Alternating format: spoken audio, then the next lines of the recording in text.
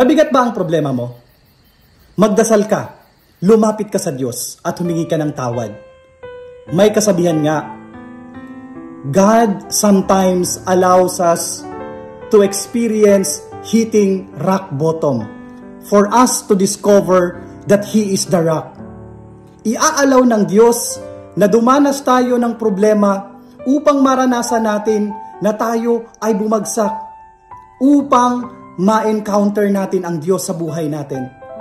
Dahil kapag na-hit natin yung pinakababa, doon natin marirealize that God is only the one who can help us.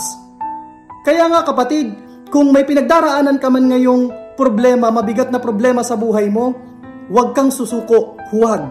Patuloy kang lumapit sa Diyos, patuloy kang kumapit sa iyong pananampalataya.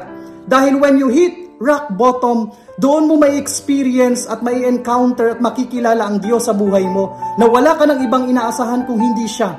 Kaya nga, patuloy tayong lumapit sa Kanya. Kapag ka punong-puno ka ng problema, magdasal ka. Patuloy kang lumapit sa Kanya. At doon mo mararamdaman ang pagyakap, ang pagmamahal ng Diyos sa buhay mo.